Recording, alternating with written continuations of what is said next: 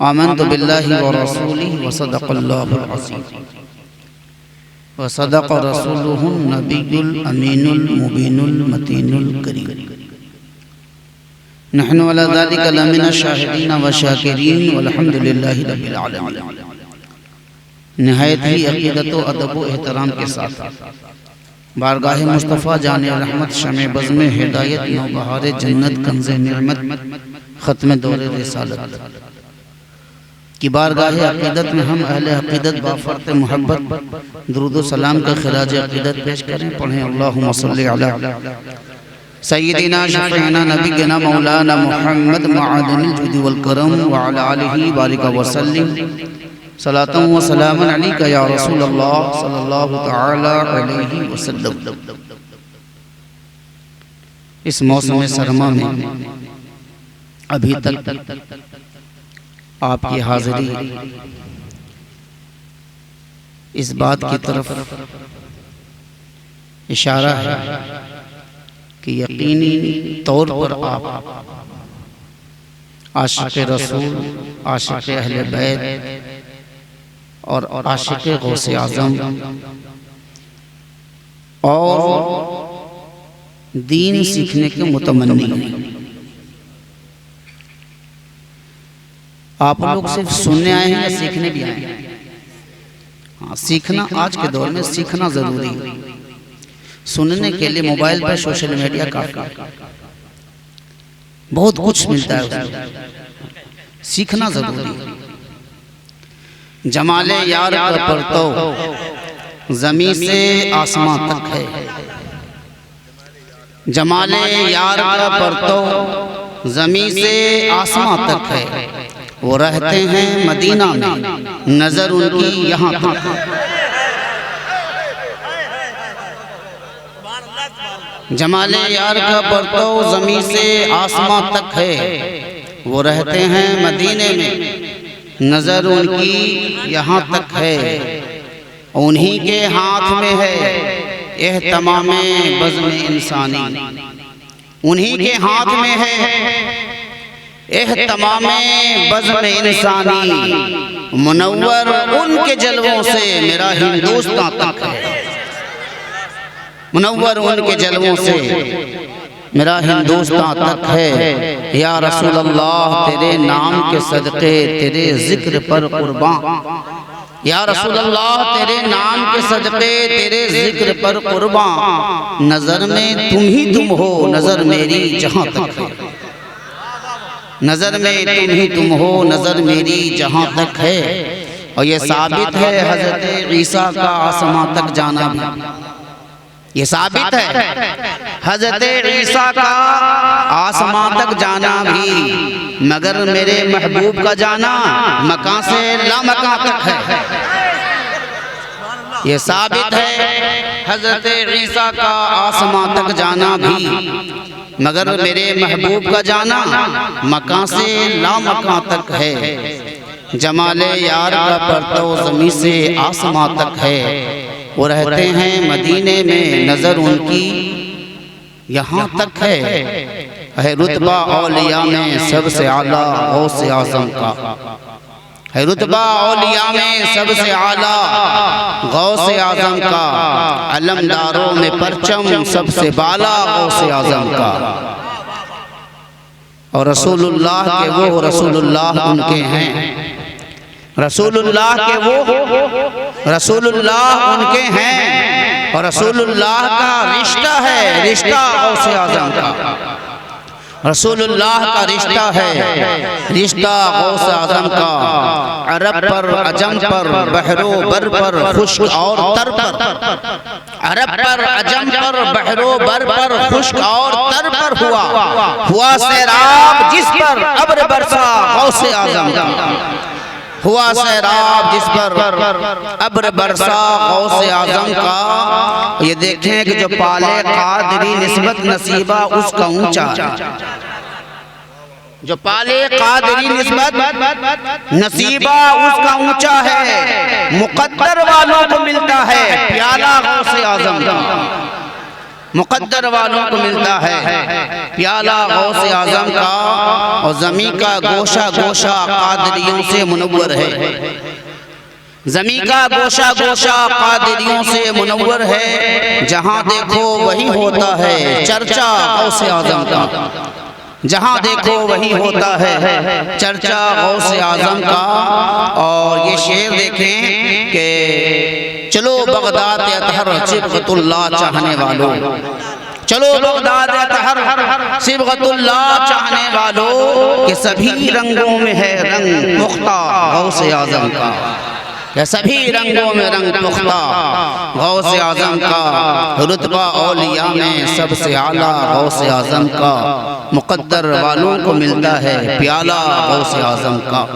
हज़रत मोहतरम सदहा लायक मुबारकबाद कि आप ने सरजमीन लहंगपुर में नौजवानों कमेटी लहंगपुर ने एक बेहतरीन जश्न गौसुल वरा का इनेकाद किया। आप यकीन माने कि आपका जश्न गौसुल वरा का इनेकाद करना इस बात की दलील है कि गौसुल आज़म ने आपकी तरफ खास तवज्जो फरमाई है। वरना इस पुरफतन दौर में जो वली कामिल बगदाद में लेते हैं उनका हिंदुस्तान में एक इलाके में जश्न मनाना ये हमारा कमाल नहीं बल्कि गौसुल आज़म का तसर्रुफ है। अल्लाह का शुक्र अदा करें। जब नमाजें फर्ज अदा कर लें तो अल्लाह का शुक्र अदा करें कि अल्लाह तेरा शुक्र है कि तूने अपने महबूबों की मोहब्बत अता फरमाई। तूने और दुनियादारों का नहीं बल्कि अपने कुर्ब वालों का जलसा मनाने की तौफीक अता फरमाई। ये रब का करम। मैंने जो आयत करीमा के जुज़ की तिलावत का शरफ हासिल किया, वक्त इस बात की इजाज़त नहीं देती है कि इसकी तफसीर और तौज़ीह करूं। जश्न गौसुल वरा के ताल्लुक से मैं गौसुल पाक, गौसुल आज़म, पीर पीरा, मीर मीरा, शाह जीला, अश-शेख मुहीउद्दीन अब्दुल कादिर जिलानी दस्तगीर रोशन ज़मीर की बारगाह अक़ीदत में हम खिराज अक़ीदत पेश करेंगे और उनकी बारगाह की कई करामतों से हम कुछ इस्लाह हासिल करने की कोशिश करेंगे। करामत बयान करना चाहिए, इससे ईमान में रोशनी पैदा होती है। शोले और भड़कते ईमान मजबूत होता है। लेकिन उस करामत के पीछे जो खौफ खुदा है, जो खशियत इलाही है, जो दीन की तड़प है, जो इल्म का मेयार है, उसे भी हमें हासिल करना चाहिए। गौसुल आज़म रज़ी अल्लाह तआला अन्हु बचपने से इल्म की तरफ आगे बढ़े। इल्म का एक दरिया था जो गौसुल आज़म का सीने में मौजे मार रहा था। गौसुल आज़म रज़ी अल्लाह तआला अन्हु भी जलसा करते थे। ये बयान, ये गुफ्तगू, ये जलसे में खिताब, ये वाज अगर बात मामूली होती तो फिर गौसुल आज़म से नहीं कहा जाता कि खिताब करो। ये नहीं कहा जाता बेटे बयान किया करो। इल्म मौजूद है, करामत मौजूद है, सब कुछ मौजूद है, विलायत मौजूद है, लेकिन हुक्म हो रहा है बेटे खिताब क्यों नहीं करते? अर्ज करते हैं आका मैं अजमी और ये 70,000 का मजमा अरबी, मुंह खोलूं तो कैसे खोलूं? तो नबी ने कहा बेटा मुंह एक बार खोल। जब खोला तो 7 मरतबा लुआबे दहन डाला। थोड़ी देर के बाद हजरत अली उन्होंने 6 मरतबा लुआबे दहन डाला। अर्ज किया हुजूर आका ने 7 मरतबा, आपने 6 मरतबा। कहा वो आका हैं, हम उनके गुलाम हैं, हम किसी बात में आका से बराबरी नहीं कर सकते। खोला तो फिर गौसुल आजम ने अपनी जुबान ऐसी खोली कि फिर ऐसी खोली कि जब जब जबान खोली न जाने कितने यहूदियों को कलमा पढ़ा दिया। जब जबान खोल रहे हैं तो नसरानियों को कलमा पढ़ा रहे हैं, जब जबान खोल रहे हैं तो बेराह रवि के जो शिकार हो चुके हैं वो राहे हिदायत पर आ रहे हैं। पता चला कि वाज़ व बयान व तकरीर व खिताब कोई मामूली चीज नहीं है। अगर मामूली चीज होती तो नहीं कहा जाता कि बेटे बयान क्यों नहीं करते हैं, बयान कराया जा रहा है। इसे पता चला कि बयान रसूलुल्लाह का पसंदीदा अम्र है, अलीउल मुर्तज़ा का पसंदीदा अम्र। ये कोई मामूली चीज नहीं है। तो गौसुल आजम का जब खिताब होता तो कैसा खिताब होता? आपने पहले खिताब शुरू किया अपनी मस्जिद में, तो मस्जिद में लोग पुर हो गए। तो फिर खिताब किया जामे मस्जिद में, जामे मस्जिद भर गई। फिर खिताब किया ईदगाह में, वहां भी भर गया। फिर खिताब किया सहरा में, तो 70,000 का मजमा लग गया। 70,000 का मजमा लग गया। जैसे आगे वाले सुनते थे वैसे पीछे वाले सुनते थे, वैसे पीछे वाले सुनते थे। कोई जलसा गौसुल आजम का ऐसा ना हुआ जिसमें किसी काफिर कोई काफिर आया हो और ईमान की दौलत न हासिल किया। कोई जलसा आपका ऐसा नहीं हुआ जिसमें 1000-2000 लोगों ने तौबा न किया। कोई जलसा ऐसा नहीं हुआ जिसमें लोगों ने कुफ्र के दलदल से निकलकर इस्लाम की चादर न ओढ़ा। गौसुल आजम जब खिताब करते इधर से एक शराबी खड़ा होता, हुजूर मैं शराब पीता था, आज के बाद नहीं पीऊंगा। इधर से खड़ा होता, हुजूर मैं सूद और ब्याज का काम करता था, आज के बाद सूद ब्याज का काम नहीं करूंगा। इधर से कोई उठता कहता कि हुजूर मैं ताजिर हूँ, नाप तोल में कमी बेशी करता था, आज के बाद ये काम नहीं करूंगा। इधर से कोई खड़ा होता कहता हुजूर मैं खयानत करता था, आज के बाद मैं खयानत नहीं करूंगा। ये आपका हाल होता। हजरत यहया बिन नजा फरमाते हैं कि हर आए दिन यही हाल होता। गौसुल आजम का खुलूस का भी क्या हाल होता? जब 70,000 का मजमा आता तो गौसुल आजम के खुलूस का हाल ये होता कि आप खिताब फरमा रहे हैं। एक मुरीद खास आए, कान में कहा हुजूर आपके बेटे का इंतकाल हो गया है, आपके बेटे का इंतकाल हो गया है। गौसुल आजम ने तवक्कुफ फरमाया। 70,000 का मजमा है, कोई बसरा से आया है, कोई मिस्र से आया है, कोई शाम से आया है, कोई देहात से आया है, न जाने कहां कहां से लोग आए हैं। किस लिए आए हैं? शेख अब्दुल कादिर जिलानी का खिताब सुनने आए हैं। अगर मैंने आज मुलतवी कर दिया ये लोग फिर वापस जाएंगे, ये लोग वापस जाएंगे, मकसद पूरा नहीं होगा। ये लोग मेरा खिताब सुनने आए हैं, कान में आवाज आई आपका बेटा इंतकाल कर गया है। गौसुल आजम ने अपनी बेटी की तरफ नहीं देखा, 70,000 मजमे की तरफ तवज्जो की और कहा कि ऐ लोगों जाकर उसे नहला दो, कफन पहना दो, और जब कफन पहना चुकूं तो फिर लाना, मैं उतर कर 2 रकात नमाज उतर कर मैं 2 मिनट में नमाज जनाजा पढ़ा दूंगा। फिर 2-4 आदमी मिलकर जाकर तजहीज़ो तकफीन कर देना। इसलिए कि क्या अल्लाह को नहीं मालूम है कि अब्दुल कादिर किस काम के लिए बैठा है? अगर इसी वक्त से मेरे बेटे को ले जाना है तो अपने बेटे को बुलाए, हम उसके बंदे को बुलाए। वो अपना काम नहीं छोड़ता है, अपने बेटे को बुला रहा है, हम तो इसके बंदे को बुलाना नहीं छोड़ेंगे। क्या हो रहा है, खिताब जारी रखा, उतरे नमाज़े जनाजा पढ़ाया और किसी को इजाजत भी नहीं दी, किसी को इजाजत भी नहीं दी। आज तो मसला ये है कि आज हम नमाज़े जनाजा की ज़ियादती को ही समझते हैं कि कामयाबी। इसके लिए बड़ी मेहनत की जाती है, कोशिशें की जाती हैं। नहीं, गौसुल आज़म ने खिताब जब किया है तो खुलूस के साथ किया है।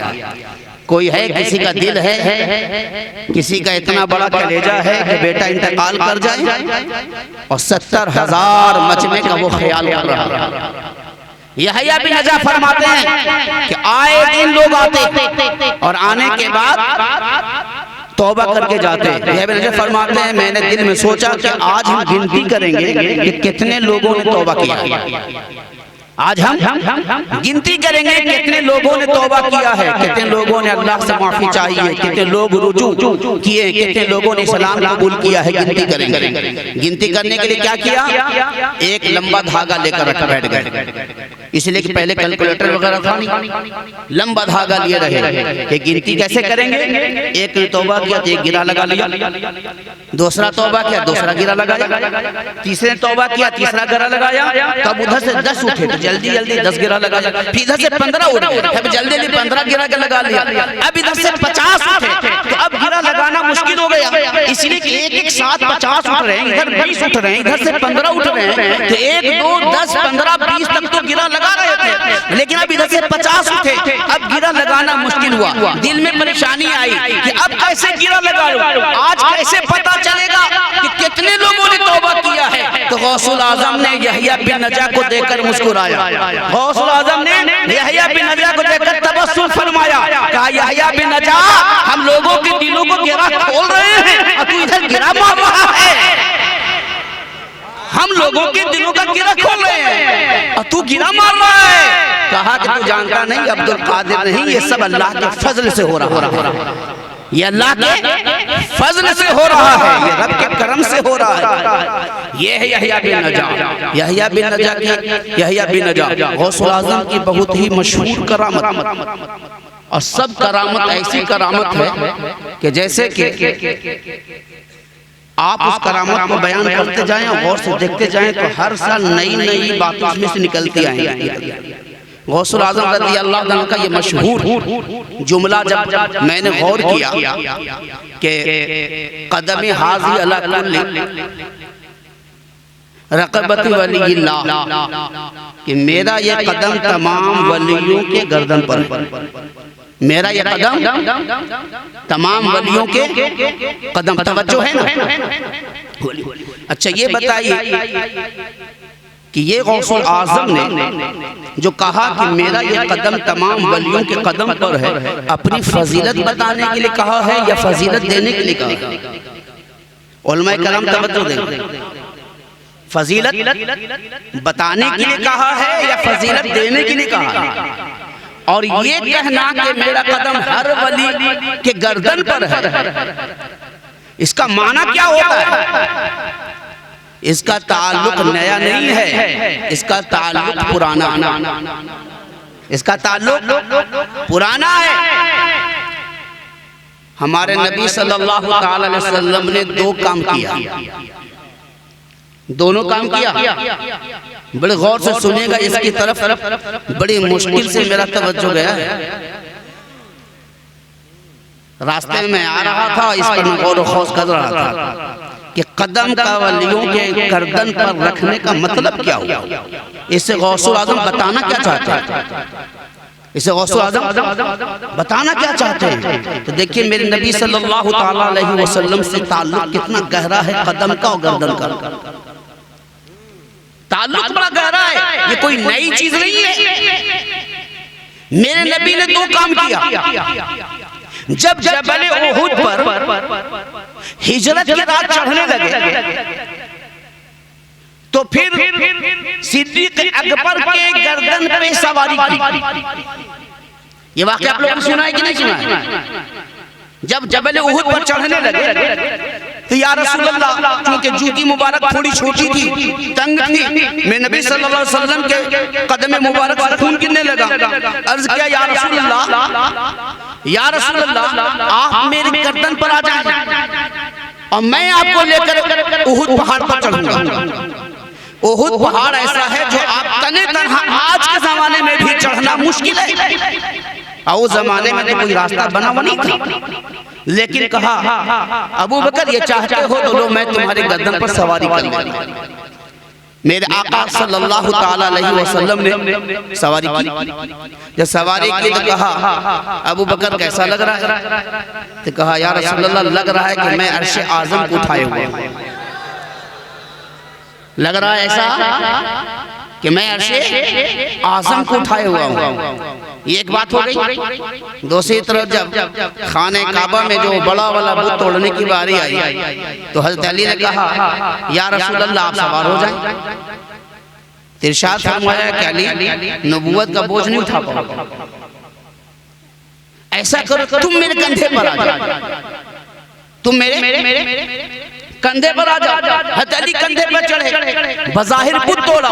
मेरे नबी ने कहा अली तुम्हें कैसा लग रहा है? तो कह रहे या रसूल अल्लाह, लग रहा है कि मैं अपने हाथों से आसमानों को छू दूंगा, मैं आसमानों को छू दूंगा। तो एक जगह नबी कंधे पर चढ़े और एक जगह नबी कंधे पे चढ़ाया, कंधे पर चढ़ाया।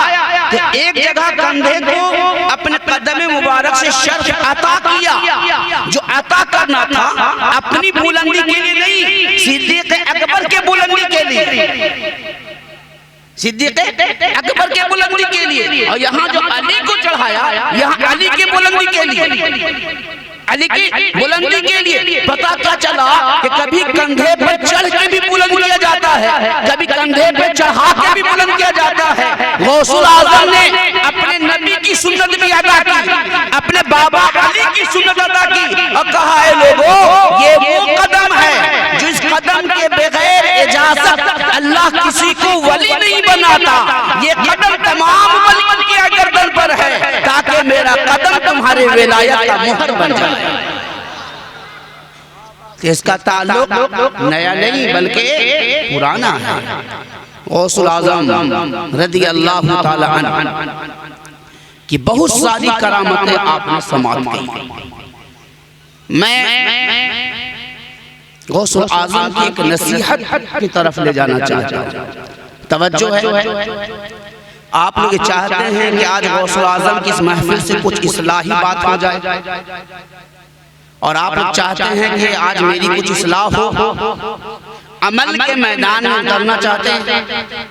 गौसुल आज़म रज़ी अल्लाह तआला फरमाया, कोई भी शख्स अल्लाह के करीब नहीं हो सकता जब तक कि वो वरा हासिल न करे। वरा हासिल न करे। वरा किसे कहते हैं? वरा है क्या? वरा कहते हैं तवक्कुफ करना, हर उस चीज से रुक जाना जिसके ताल्लुक से ये पता न हो कि शरीयत इसके करने की इजाजत देती है या नहीं देती।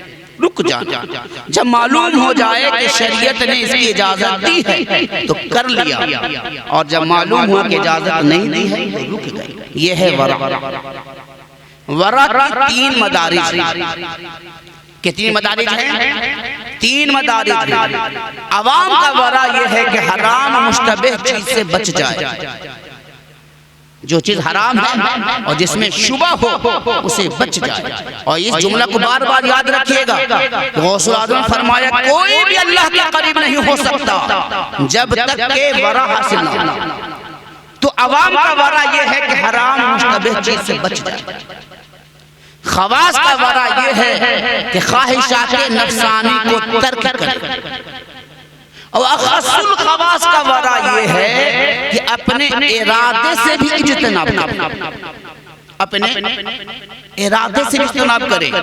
सूफिया कराम का ये हाल होता कि तेज गर्मी अगर होती तो ये भी न कहते कि आज बहुत ज्यादा गर्मी, ये भी न कहते। सर्दी ज्यादा होती तो ये भी न कहते आज बड़ी सख्त सर्दी है, नहीं कहते। कहते हैं कि अगर मेरा ये कहना ऐसा ना हो कि अल्लाह के काम में दखल हो जाए। गर्मी तेज किया है तो रब को मालूम है कितना किया है और क्या वजह है। अगर सर्दी पड़ रही है तो रब की हिकमत है, वो जो चाहे वो करे, हमारा और आपका कोई दखल नहीं। फिर आप फरमाते हैं गौसुल आज़म रज़ी अल्लाह तआला फरमाते हैं कि वरा कब से हासिल होगा, वरा हासिल कैसे होगा। फरमाते जब तक मोमिन में ये 10 खसलतें ना पाली जाएं। कितनी खसलतें? 10 खसलतें ना पाली जाएं, उसे वरा हासिल नहीं होगा। और जिसे वरा हासिल नहीं होगा, चाहे जो कुछ कर ले वो अल्लाह के करीब नहीं हो सकता, चाहे जो कुछ कर ले। आज तो हमारा मसला ये है कि हमारे नफ्स ने बड़ा धोखा दिया, हमारे नफ्स ने बड़ा धोखा दिया है और हम उस धोखे में आ जाते हैं। हम उस धोखे में आ जाते हैं। कैसे धोखे में आते हैं? एक शख्स नमाज पढ़ रहा है, पाबंदी के साथ नमाज पढ़ता है, पहली सफ में बैठता है, लेकिन वो नाप तोल में कमी करता है, तिजारत में लोगों को धोखा दे देता है। तो उसके दिल ने कहा कि भाई तुम बड़ा बुरा आदमी है, तुम धोखा देते हो लोगों को, नाप तोल में कमी करते हो। तो नफ्स क्या कहता है उसको? घबराने क्या बात है, अगर तुम धोखा देते हो तो नमाज भी तो पढ़ते हो, वो भी पहली सर में तुम पढ़ते हो, वो भी पहली सर पढ़ते हो, दाढ़ी भी तुम्हारी। तो अगर तुमने धोखा दे भी दिया और नाप तोल में थोड़ा बहुत कमी भी कर लिया तो घबराने क्या बात है। तुमने हज भी किया है, तुमने हज भी किया है, तुम्हारे 4 उम्रे भी हैं। तो बंदा इधर आया कि हाँ मैं नमाजी तो हूँ, मैंने हज भी किया है। अब ये अमल जो नेक अमल की तरफ तवज्जो गई तो अब वो गुनाह नहीं छोड़ेगा। और नफ्स का काम यही था कि जो आपके दिल ने गुनाह की तरफ इशारा किया, फट फट नफ्स ने कहा कि तुम नमाजी, तुम रोजेदार हो, तुमने हज किया, तुमने ज़कात दिया। तो अब आपने अपने अमल को देखना शुरू किया। जब आपने अमल को देखना शुरू किया तो आपने तर्क गुनाह को बड़ा मजबूत हो गया, अब तर्क गुनाह मुश्किल हो गया, इसलिए कि आपकी तवज्जो अब गुनाह की तरफ नहीं बल्कि आपके अमल की। एक शख्स है जो खूब लोगों को बांट रहा है, एक डाकू है, एक बहुत बड़ा डाकू है जो लोगों को लूट रहा है। उसके दिल ने कहा कि तुम डाकू हो, गलत कर रहे हो। अब वो डाकू क्या करता है? अपने इलाके में डाका नहीं होने देता है, अपने इलाके में डाका नहीं देता है। इसके गांव वाले से पूछे भाई फलां कैसा है, तो कहेगा क्या आदमी जैसा भी हो हमारे इलाके में डाका नहीं होने देता है, हमारे इलाके में डाका नहीं होने देता है। कोई बेवा है उसको मदद भी कर देता है, गरीब लड़की की शादी भी करा देता है, गरीब लड़की की शादी भी करा देता है। दिल ने कहा तुम डाकू हो, गलत हो। तो नफ्स ने कहा तो क्या हुआ, जो बेवा की मदद किया वो कहाँ जाए, गरीब लड़की की शादी कराता वो क्या हुआ। और उसके बाद अपने इलाके में न जाने कितने घर की हिफाजत करता, किसी घर में मजाल नहीं कोई डाका दे देता। तो अब वो गुनाह छोड़ेगा नहीं, इसलिए कि अब वो गुनाह की तरफ ध्यान ही नहीं है, उसकी तवज्जो अपनी नेकी की तरफ, उसकी तवज्जो किधर है? अपनी नेकी की तरफ। आज के दौर में नौजवानों के अंदर 2 किस्म के लोग, एक दीनी मिजाज के लोग जो नमाज, रोजा, हज, ज़कात, तस्बीह, तहलील और उलमा के करीब रहते हैं, एक यूनिवर्सिटी, कॉलेज, ऑफिस वगैरह में काम करते हैं। ये जो तबका है ये क्या करता है? अलग अलग सोसाइटी बनाए हुए हैं, कमेटियां बनी हुई हैं, गरीबों की शादी का इंतजाम करना, रास्ते पर चलते हुए को पानी पिलाना, मरीज को उठाकर जाकर हॉस्पिटल पहुंचाना और लोगों का चंदा कर इलाज कराना, बड़ी अच्छी चीज है ये काम करते हैं, बहुत ही सब ये काम करते हैं। तो उनसे पूछिए कि भाई आप लोग नमाज क्यों नहीं पढ़ते, आप लोग नमाज क्यों नहीं पढ़ते? तो उनका नफ्स उन्हें कहता है, अंदर से उन्हें मजबूत किए हुए इसके यही जवाब देना, भाई नमाज नहीं पढ़ते हैं लेकिन गरीबों का इलाज नहीं कराते हैं, रोड पर पानी पिलाते हैं। इनसे कहिए जो एक अलग तबका जो उलमा के साथ रह रहा है, जो नमाज पढ़ रहा है, उससे पूछे भाई आप लोग किसी गरीब का मदद क्यों नहीं करते? तो कहेगा क्या हुआ, हम नमाज भी तो पढ़ते हैं। ये नमाज वाला उसको छोड़े हुए है, नमाज वाला मखलूक खुदा की खिदमत को छोड़े हुए, और जो मखलूक खुदा की खिदमत कर रहा है वो फराइज छोड़े हुए, और नफ्स ने यही अलग अलग करके आपको बांट के रखा है। एक अपने काम में फूला बैठा है कि हम बहुत बड़ा काम कर रहे हैं, एक ही अपने काम में फूला बैठा है कि हम बहुत बड़े इबादत हैं, और इस नफ्स ने दोनों को गर्क किया हुआ है, इस नफ्स ने दोनों को गर्क किया हुआ है। ये वाले से भी खाली काम नहीं चलने वाला, ना ये वाले से खाली काम चलना, दोनों मिल जाएगा तो काम चलेगा। अल्लाह ने नहीं कहा है कि ये काम करो ये काम करो, अल्लाह ने कहा या अय्युहल्लज़ीना आमनू दुखुलू फी सिल्मी काफ़ा, ईमान वालों मुकम्मल तौर से इस्लाम में दाखिल हो जाओ, नमाज भी पढ़ो, गरीब की मदद भी करो, माँ को भी दो बेवा को भी दो, गरीब लड़के की शादी भी कराओ, बहन को भी अपने घर बोलाओ। ये ना हो कि ये वाला छोड़ दोगे और खाली वो करने से काम चल जाएगा, या ये वाला करो ये छोड़ दोगे तो काम चल जाएगा। नहीं, गौसुल आज़म ने फरमाया वरा हासिल करो। जब जब 10 चीजें तुम्हें हासिल नहीं होती अल्लाह के करीब नहीं हो सकते। तो इस धोखे से हमें बचना है, इस धोखे से हमें बचना है। ये नहीं कि एक काम किया और एक काम करने के बाद समझा कि ये हम कर रहे हैं तो वो वाला क्यों करें। दोनों को मेंटेन करना है, दोनों को लेकर चलना है। तो गौसुल आज़म रज़ी अल्लाह अन्हु ने फरमाया 10 चीजें, वक्त है 10 चीजें बता दें कितना 10 चीज में सबसे पहली चीज गौसुल आज़म ने फरमाया अपनी जुबान को काबू में रखो। पहली चीज क्या है? जुबान को काबू में रखो।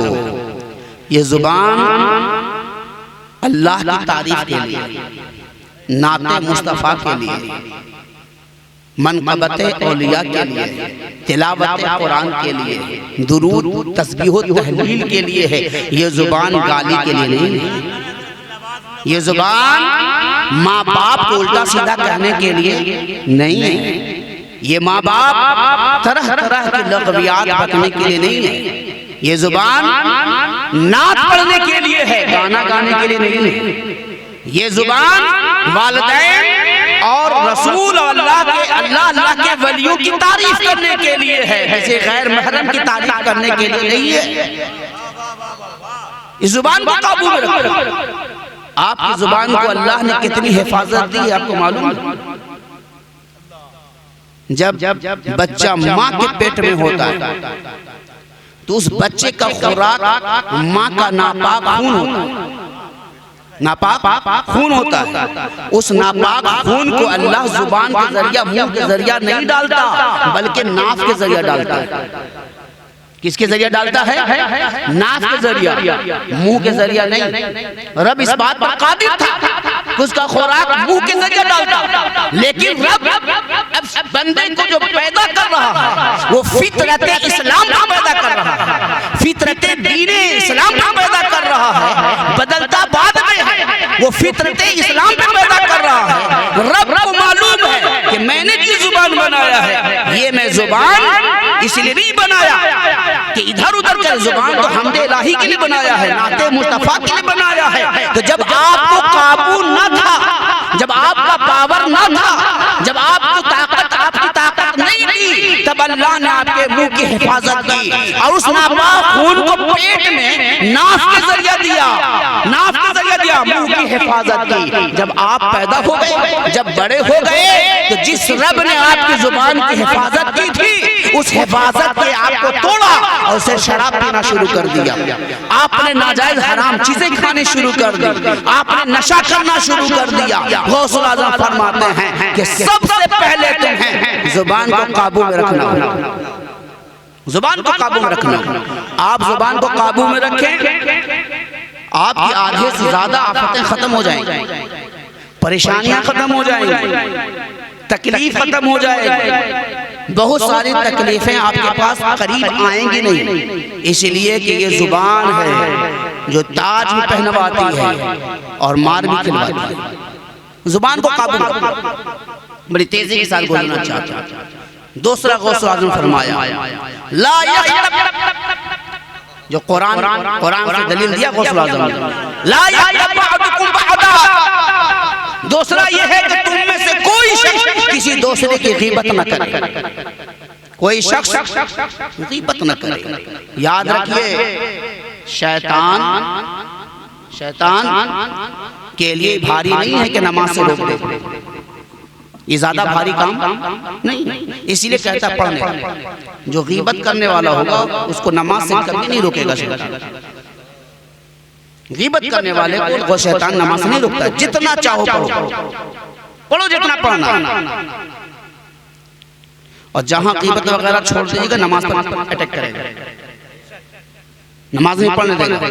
लेकिन शैतान का मसला ये नहीं है नमाज, उसको मालूम है कि ये फर्ज है, नमाज पढ़ ही लेगा, नमाज ये पढ़ लेगा।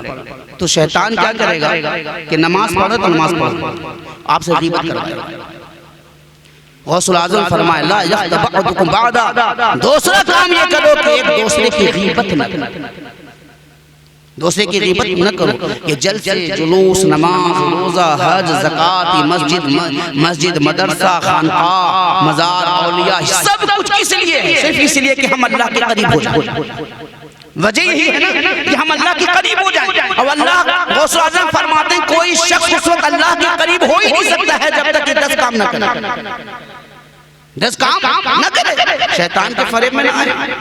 आपने देखा होगा कि कुछ मुंतज़मीन हैं मस्जिद बना रहे हैं, तामीर करवा रहे, तामीर काम जैसे अज़ान होगी वैसे देखिएगा सारे मुंतज़मीन निकल जाएंगे। गौर किया कि नहीं किया? अक्सर काम कराने वाले क्या हो जाएंगे? किनारे निकल जाएंगे। वजह क्या है? वो शैतान जो नफ्स है कह रहा है कि तुम कोई मामूली काम थोड़ी करा रहे, मस्जिद बनवा रहे। मस्जिद जिसने बनाया गोया उसने जन्नत में मकान बनाया। ये वाली हदीस उसके दिमाग में डाल। शैतान इतना बड़ा फरेब है, इतना उसका बड़ा फरेब है कि आपका बचना उससे मुश्किल है। आप अल्लाह से दुआ करें कि अल्लाह शैतान की शर से हिफाजत फरमा। बड़े बड़े लोग फंस गए। ये तो गौसुल आज़म की जात है जिसे शैतान पनाह के रोने लगा कि शेख अब्दुल कादिर जिलानी ने मुझे थका दिया। अब्दुल कादिर जिलानी ने मुझे थका दिया। तो क्या देखेंगे कि वो बनाने वाला सब चला गया। दिमाग में है कि हमको मस्जिद बनवा, और जब कोई बात आएगी तो कहेगा ये मस्जिद मैंने तामीर किया, ये मदरसा मैंने बनवाया, ये मीनार मैंने बनवाया, ये दरगाह मैंने बनवाया, ये सारा ऐलान करेगा। और शैतान पहले ही खेल खेल गया, आपके फर्ज नमाज कज़ा करा गया, सामने मस्जिद अज़ान हुई, आप निकल। अब जो 5 वक्त की नमाज आकर पढ़ रहे हैं उनको कहिए कि मस्जिद का काम हो रहा है, 2 घंटा खड़े हो जाए, तो कहेगा भाई अभी नमाज पढ़ रहा हूँ, असर की नमाज अभी पढ़ना है, अभी मैं कैसे खड़ा हो सकता हूँ? वो खड़ा नहीं होगा। इसीलिए कि शैतान ये डालेगा तुम नमाज पढ़ चुके हो, यहाँ खड़े रहने की क्या जरूरत है, ये बनवाने की क्या जरूरत है? तो उसको यहाँ से रोक दिया, यहाँ वाले को वहां से रोक दिया। और अल्लाह ने पहले कह दिया इन्ना शैतान इंसान अदुव्वुन मुबीन, बेशक शैतान इंसान का खुला दुश्मन है। वो इतनी बड़ी दुश्मनी कर रहा है, आप उसकी दुश्मनी को पकड़ नहीं पा रहे। और आज के जमाने में हर आदमी समझता है कि हम बहुत बड़े होशियार हैं। आप कैसे होशियार हैं? 24 घंटा दुश्मनी कर रहा है, आपको अब तक पता नहीं चला कि मेरे साथ क्या खेल खेला जा रहा है, मेरे साथ क्या खेल खेला जा रहा है, अभी अब तक आपको पता नहीं चला। आप नमाज पढ़ के आए, कुरान पढ़ के आए, हज करके आए, और फिर उसके बाद कहा फलां ऐसा, फलां ये कर रहा है। भाई फलां से क्या मतलब है? फलां क्या कर रहा है? फलां से क्या मतलब है? आज हमारे यहाँ का मसला ये है, शादी में जाएंगे तो शादी में जाने के बाद आने के बाद शादी एक दिन होगी, अब 1 हफ्ता तक चर्चा चलेगा, खाना ठीक नहीं था, जो कुछ बनाया दिखाने के लिए किया था, ऐसा किया था। भाई शादी करने वाले ने शादी कर लिया, वो बेचारा अपने आप में परेशान है, आप अपने अमाल को बर्बाद क्यों कर रहे हैं? आपको जो अच्छा लगा दुआ दे दीजिए, जो अच्छा नहीं लगा खामोश हो जाइए। ला यग़्तब बअदुकुम बअदा, तुम में से कोई शख्स किसी की गीबत न करे। तीसरी बात क्या फरमाया? ला यस्खर कौमुम मिन कौमिन असा अन यकुन खैरन मिनहुम। तीसरी बात फरमाया रब का फरमान है कि तुम में से कोई शख्स एक दूसरे फिरके, दूसरे ग्रोह, दूसरे कौम का मजाक न उड़ाए, दूसरे कौम का मजाक न उड़ाए। मुमकिन है कि तुमसे अच्छा हो। आजकल बिरादरी बाजी बहुत होती है। खान लोगों ने जलसा किया, तब अंसारी वाले जो हैं लगाए हुए हैं 10 कमी निकाल रहे हैं। ऐसा नहीं, ऐसा होना चाहिए था। और जब फना ने निकाला तो ऐसा होना चाहिए था। तो याद रखें, गौसुल आजम का जलसा हो या रसूल पाक का जलसा हो, रसूल पाक, गौसे पाक आपके बिरादरी को नहीं देखते। उनकी निगाह इतनी कम नहीं है जो बिरादरी तक रुके, उनकी निगाह दिल तक पहुंचती है, आपकी मोहब्बत तक पहुंचती है। वो तो ये देखते हैं कि मुझसे कौन कितनी मोहब्बत करने वाला है। किसी का मजाक न उड़ाएं। अल्लाह के रसूल सल्लल्लाहु ताला अलैहि वसल्लम ने कुरैश मक्का के सारे गुरूर को तोड़ डाला कि बुत तोड़ने के लिए अली को ऊपर कर दिया, बुत तोड़ने के लिए अली को ऊपर कर दिया। अब अजान देने के लिए हबशा के गुलाम को खड़ा किया, हबशा के गुलाम हज़रत बिलाल को खड़ा कर दिया और अमलन बता दिया कि ऐ कुरैशियों, तुम्हें बड़ा फख्र था अपने खानदान, बड़ा फख्र था, बड़ा गुरूर था अपने कबीला पर, अपनी बिरादरी पर। अब मक्का में तुम्हारी बुत परस्ती नहीं, इस्लाम आ चुका है और इस्लाम इधर उधर की बात नहीं करता। हमने अली को भी ऊपर किया है ताकि कुरैश का सर फख्र से ऊंचा हो जाए, और हमने हबशा के गुलाम बिलाल को भी ऊपर कर दिया है ताकि हबशा के लोगों को भी फख्र हासिल हो। इसलिए कि नबी के जो कदम में आता है ना नीचा होता है ना ऊंचा होता है, जो होता है नबी का गुलाम होता।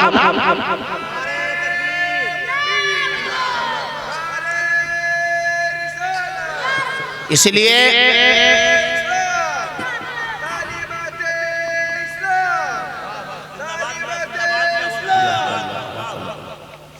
ला यस्खर कौम मिन कौमिन असा अन यकुन। 3 हो गया। चौथी चीज कुल लिल मुमिनीन यगुद्दू मिन अबसारिहिम, कि मोमिनों से ये कह दीजिए कि अपनी निगाहें नीची रखें। कोई शख्स जितना बड़ा नमाजी, जितना अमल कर ले और अपनी निगाहें नीची न रखे, निगाह भटक जाए, निगाह बहक जाए तो वो अल्लाह के करीब नहीं हो सकता। अल्लाह के करीब होने के लिए अपनी निगाहों को वुजू कराना होगा, निगाहों को वुजू कराना होगा, निगाह को तिहारत कराना होगा, निगाह को पाक रखना होगा। जब तक आपकी निगाह पाक नहीं होगी तब तक आपका दिल पाक नहीं होगा। तत्हीरे फिक्र से तत्हीरे कल्ब हासिल होता है। जब तक आपका ख्याल अच्छा नहीं होगा, दिल में अच्छी बात नहीं आएगी।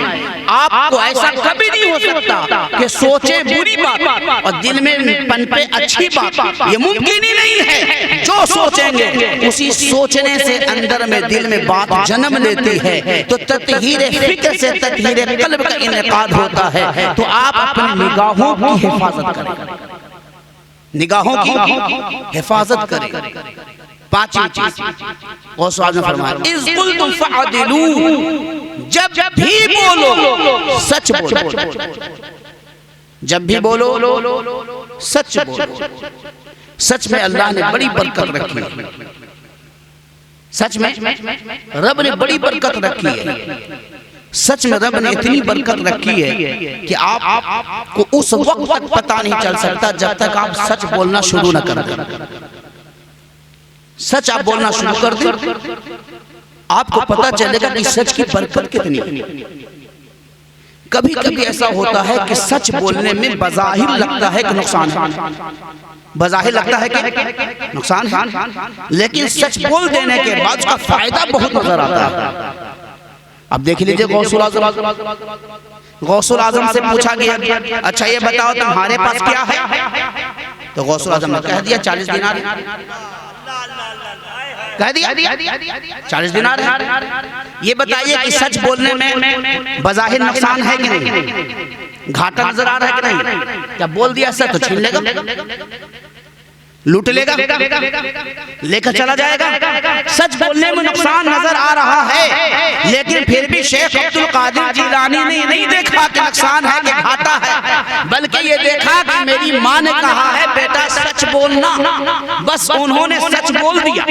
जब सच बोल दिया तो बज़ाहिर ये था कि बताने के बाद लूट जाना चाहिए था, लेकिन अल्लाह ने सच में कितनी बरकत रखी, उनका भी माल बचा, और जिस माल को डाकुओं ने लूट लिया था उसे भी वापस किया, उसे भी वापस किया। वाकया बताना मकसूद नहीं है, मैं आपको मंजिल तक पहुंचाना चाहता हूं कि उसे भी वापस किया, और सिर्फ वापस ही नहीं किया, जो डाकू डाका ज़नी कर रहे थे, जो उनमें काफिर थे, जो उनमें शिर्क में मुब्तला थे, सबने तौबा कर दायरे इस्लाम में भी आए, गौसुल आज़म के मुरीद भी हो गए। ये कब हुआ? सच बोलने से। और अभी गौसुल आज़म रज़ी अल्लाह मदरसा भी नहीं गए, अभी मदरसा पहुंचे नहीं है, अभी रास्ते ही में है। बस माँ ने कहा बेटा सच बोलना, और इस सच बोलने ने क्या किया, माल भी बचा दिया, काफिला वालों का भी माल बच गया, और फिर उसके बाद लोग जो बहके हुए थे वो सीधे राह पर भी आ गए। कितने हो गए? 5 ही बदल दिया जाए। फिर गौसुल आज़म ने फरमाया कि उस वक्त तक तुम कुर्ब अल्लाह का हासिल नहीं कर सकते हो जब तक तुम्हें इस बात का बार बार एहसास न हो, बलिल्लाहु यमुन्नु अलैकुम अन हदाकुम लिल ईमान, कि अल्लाह रब्बुल इज्जत का ये एहसान है तुम पर। नमाज और रोजा, हज और ज़कात, नेक अमाल के बाद गुरूर और तकब्बुर मत करना। बलिल्लाहु यमुन्नु अलैकुम हदाकुम ईमान, तुम अल्लाह का शुक्र अदा करते रहो, इसलिए कि तुम पर अल्लाह का एहसान है कि अल्लाह ने तुम्हें ईमान अता फरमाया। ये अल्लाह का एहसान है कि अल्लाह ने तुम्हें ईमान अता फरमाया। तो अपने अमाल पर फख्र न करो, बल्कि जब कोई नेकी का काम हो जाए तो रब के सामने झुक जाओ, शुक्र अदा करो, और ऐ रब तेरा शुक्र है कि तूने ईमान की दौलत अता फरमाई, तो ये काम तूने मुझसे करा दिया। अगर अल्लाह ईमान ना दिया होता और आप अपने घर को पूरा लुटा दीजिए, सवाब मिलने वाला है। आपके पास ईमान नहीं है और आप जो है हॉस्पिटल खोल लीजिए, अल्लाह फरमाता है ये सारे के सारे मैदान महशर में क़यामत के दिन राख की तरह उड़ा दिए जाएंगे। किसकी तरह? राख की तरह उड़ा दिए जाएंगे। काम कब आएगा? ईमान के बाद। और ईमान किसने अता किया? अल्लाह ने अता किया। इसलिए जब कोई नेकी का काम करे तो अल्लाह का शुक्र अदा कर ले कि अल्लाह रब्बुल इज्जत ने आपको ईमान की दौलत अता फरमाई है, और ये करना आपके काम आ रहा है। कितने हो गए? 6 हो गए। फिर गौसुल आज़म ने फरमाया, सातवां ये है, वल्लज़ीना इज़ा अनफ़क़ू लम युस्रिफ़ू व लम यक़्तुरू, क्या है लोगों, अल्लाह का कुर्ब वो भी हासिल नहीं कर सकता जो अपने अल्लाह की दी हुई नेमत को मासियत में, गुनाह में खर्च करता। अल्लाह के कुर्ब के लिए जरूरी है कि अल्लाह ने जो आपको दिया है उसको आप अल्लाह की राह में खर्च करें। अल्लाह की राह से क्या जानते हैं? सिर्फ मस्जिद बनाना, सिर्फ मदरसा बनाना नहीं। अल्लाह की राह का खर्च का माना ये हुआ कि आपके पास अगर पैसा आ गया है तो आपके पैसे का सबसे ज्यादा हकदार आपके माँ बाप। आपके पैसे के सबसे बड़े हकदार कौन है? माँ बाप। आपने माँ बाप को नहीं दिया और मस्जिद में दे दिया, मस्जिद वाला सवाब मिलेगा, लेकिन माँ बाप जो नाराज हो गए, ये नाराजगी उस सवाब पर भारी है, सवाब पर भारी है। इसको यूं समझें कि अगर आपके पास 10 रुपया, कितना है? 10 रुपया, और आप चाहते हैं कि 10 रुपया को हम अल्लाह की राह में खर्च करें, तो उसके लिए क्या करना पड़ेगा? 3 रुपया वालिदैन, कितना? 3 रुपया वालिदैन पर, 3 रुपया बीवी बाल बच्चे अपने खुद पर। कितने हो गए? 6 रुपया। 2 रुपया पड़ोसी भाई बहन जो गरीब है उन पर। कितने हो गए? 8। अब जो 2 बचा है ना वो मस्जिद मदरसे का हक। वो क्या है? मस्जिद मदरसे का हक। आजकल जो है एक मसला ये होता है कि माँ बाप को पैसा नहीं देंगे और जब ऐलान होगा तो 20 बोरी सीमेंट, इसलिए कि यहाँ तो लिखा जाएगा ऐलान होगा और वहाँ माँ बाप भूखे मर रहे, माँ बाप की दवा नहीं आ रही। गौसुल आज़म ने फरमाया वल्लज़ीना अनफ़क़ू लम युस्रिफ़ू व लम यक़्तुरू, कि लोगों वो हर किस जन्नत में नहीं जा पाएगा, वो कामयाब नहीं हो पाएगा जो शख्स मासियत में खर्च करता है, बल्कि जन्नत में जाने वाले तो वो हैं जो अल्लाह की राह में खर्च करते हैं। अल्लाह की राह में खर्च करते हैं। 7 हो गया। 8वां क्या है? 8वां है तिल्कल दारुल आखिरतु नजअलुहा लिल्लज़ीना ला युरीदू उलुवन फिल अर्दि वल फसादा। ये वो घर, तिल्कल दारुल आखिरह, ये वो घर यानी जन्नत तो उन्हीं के लिए है जो अपने शान बढ़ाने के लिए काम नहीं करते और जमीन पे फसाद नहीं फैलाते।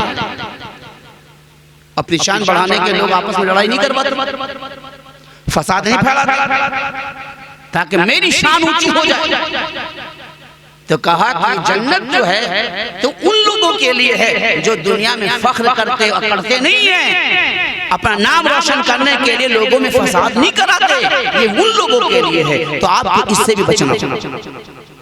9वें नंबर पर गौसुल आज़म फरमाते हैं हाफ़िज़ू अला सलावाति वस्सलातिल वुस्ता वक़ूमू लिल्लाहि क़ानितीन, कि ऐ लोगों उस वक्त तुम करीब अल्लाह के नहीं हो सकते जब तक कि तुम नमाज की हिफाजत न करो। नमाज की हिफाजत न करो। नमाज की हिफाजत का माना जानते हैं क्या? इसकी बहुत सारी तशरीह हैं, लेकिन मैं 2 मिनट में हिफाजत बता देता हूँ। नमाज की हिफाजत ये है कि जब आप गुस्ल करने लगे वहीं से नमाज की हिफाजत शुरू हो जाए। जब गुस्ल करने लगे तो आप नमाज की हिफाजत कीजिए, यानी ऐसा गुस्ल कीजिए, गुस्ल करते वक्त पानी का एहतमाम, नहाने का एहतमाम, बाकी का एहतमाम, तिहारत का एहतमाम ऐसा हो कि हम ये वो गुस्ल नहीं कर रहे हैं जो किसी फंक्शन में जाना हो, मैल भूल जाए, नहीं, हम वो गुस्ल कर रहे हैं जिस गुस्ल के जरिए अल्लाह के सामने खड़ा होना। ये वो गुस्ल है जिसके जरिए हम अल्लाह के सामने सजूद होने वाले हैं। तो गुस्ल ही के वक्त नमाज की तैयारी शुरू हो जाए। गुस्ल करते वक्त दिमाग में हो अल्लाह की बारगाह की हाजिरी, वुजू के वक्त दिमाग में हो अल्लाह की बारगाह की हाजिरी। तो हिफाजत के माना ये हो कि कपड़ा पहनने के वक्त भी ख्याल हो और कपड़ा पहनने से पहले खरीदने के वक्त भी ख्याल हो कि जो कपड़ा हम खरीद रहे हैं ये हराम पैसे से खरीद रहे हैं कि हलाल पैसे से खरीद रहे हैं। सैयदना सिद्दीक़ अकबर फरमाते हैं किसी कपड़े में अगर किसी का 25 पैसा भी हराम का लगा हुआ है तो पहन कर नमाज पढ़ेगा तो ये नमाज काबिल कबूल नहीं है। तो नमाज की हिफाजत का माना क्या हुआ? मस्जिद में आकर नहीं, जिस कपड़े को पहनकर आप नमाज पढ़ने वाले उस कपड़े का भी ख्याल करना है, पानी का भी ख्याल करना है, और फिर उसके बाद आपको नमाज में आने के बाद अपने ख्याल का भी, अपने फिक्र भी ख्याल करना है। 10वां क्या है? चूंकि वक्त काफी हो गया है। 10वां क्या है? 10वां इन्ना हाज़ा सिराती मुस्तक़ीमन फत्तबिऊह। फिर अल्लाह ने फरमाया कि 10 ये है कि ये जो रास्ता है इन्ना हाज़ा सिराती मुस्तक़ीमन फत्तबिऊह, ये जो रास्ता है ये सुन्नत नबवी और इजमाए सहाबा, ये जो है इसी पर कायम रहोगे तब अल्लाह के करीब हो सकते हो।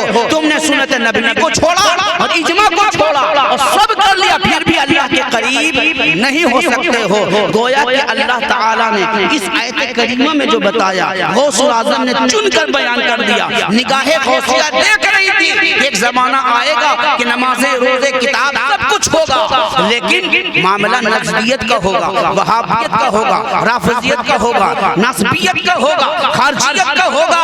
तो गौसुल आज़म ने फरमाया सब करने के बाद इस पर ख्याल रखना, इन्न हाज़ा सिराती मुस्तक़ीमन फत्तबिऊ, सुन्नत नबवी और इजमा ये तुम्हारे लिए जरूरी है। जब तक इसे तुम नहीं पाओगे जन्नत में अल्लाह के करीब नहीं हो सकते। तो ये 10 चीजें वरा हासिल करने के लिए, वरा की कितनी किस्में हो गई? 10। ये 10 अगर आपने हासिल किया तो वरा हासिल, और जब वरा हासिल हो गया तो आप अल्लाह के करीब हो जाएंगे। गौसुल आज़म रज़ी अल्लाह अन्हु फरमाते हैं वरा के 3 मदारिज पहले बयान किया, फिर फरमाते हैं फिर वरा को 2 किस्में में तब्दील किया जा सकता है, एक ज़ाहिरी एक बातिनी।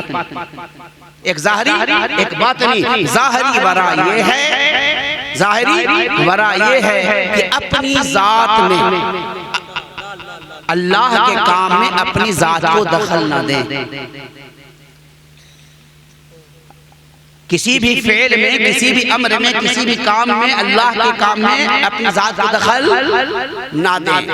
आपके घर शादी हो रही, यानी हम और आप अगर कह लेते हैं तो ये हराम कुफ्र शिर्क नहीं है, लेकिन जो अल्लाह के करीब होने वाले लोग हैं उनके लिए बहुत बड़ी बात है। आपके घर शादी हो, ये बारिश होने वाली, तो आप कहते हैं कि आज ही के दिन होना था, ये वरा के खिलाफ। ऐसा कहने वाला मोमिन तो रह सकता है, अल्लाह का वली नहीं बन सकता। अल्लाह के वली कौन होगा कि बारिश बिल्कुल दूल्हा बैठा हुआ है, निकाह पढ़ा जा रहा है, तूफान आ गया, और अल्लाह का जो वली होगा वो कहेगा कि जो हो रहा है अल्लाह की मर्जी है, अल्लाह हम इसी में तुझसे राज़ी हैं। बारिश हो गई, वो कहेगा अल्लाह की मर्जी, हम किसी में राज़ी हैं। और अल्लाह आजमाता है, अल्लाह आजमाता है, तो कहा अपनी दखल में, अपने काम में, अल्लाह की जात के अलावा अपने अल्लाह के काम में अपनी जात का दखल ना दे।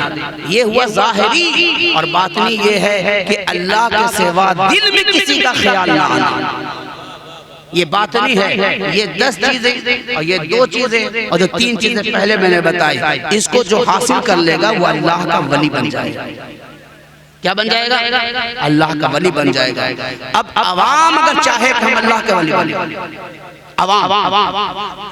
अवाम चाहे, इसलिए कि हर कोई इस मकाम पर तो नहीं है, हर कोई इस मकाम पर तो नहीं है। अवाम चाहे कि हम वली बने, तो उसके लिए 3 काम करना होगा।